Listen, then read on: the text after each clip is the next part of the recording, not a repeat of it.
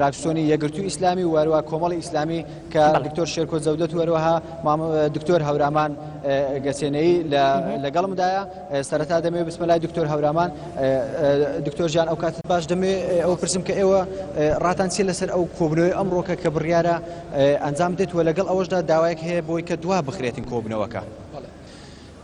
زۆر بە کورتی بەناوی خۆی بەخشندەی میهرەبان ئێمە هەر 6 ئەندام پەرلەمانەکەی کوردستان و فراکسیۆنی کۆمەڵی ئیسلامی هاتوین حزوورمان لە پەرلەمانی کوردستان هەیە و لە دانیشتنەکە بەشدار دەبین و ئێمە لەسەر هەڵوێستەکانی خۆمان و لەسەر پرۆژەکانی خۆمان بەردەوامین و سەبارەت بە تەئجیلکردنیش ئێمە لەگەڵی نین و دەنگی پێ نادەین و دەنگ بە دژیشی ئەدەین.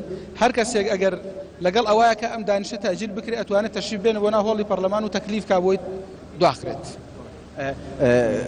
دکتۆر ئەو هەوڵانەی کە لە ماوەی ڕابردوو هەبوو کە لە 23 حوزەیراندا دیارە ئەو جارەش دووبارە بۆ تۆ بۆی کە ئێغراکردن هەیە و فشار هەیە، ئایا ئەوە تا چەند جارێکتر ینی لە بەرامبەر ئێوە بەکارهێنراوە مەسەلەی فشارکردن بۆی کە بەشداری نەکەن لە کۆبنەوەکەدا؟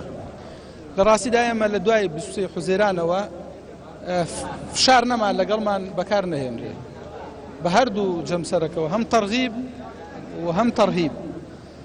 ئێمە نە تەرغیب و نە تەرهیب نە چاوسوورکردنەوە و نە تەماع و بەرنان هیچ شتێک ئێمە نالەخشێنێت و ئێمە بەردەوامین لەسەر هەڵوێستەکەی خۆمان و مصداقیەتی قسەکانیشمان ئەوەیە کە ئێستا حزوورمان هەیە لە ناو پەرلەمانی کوردستان.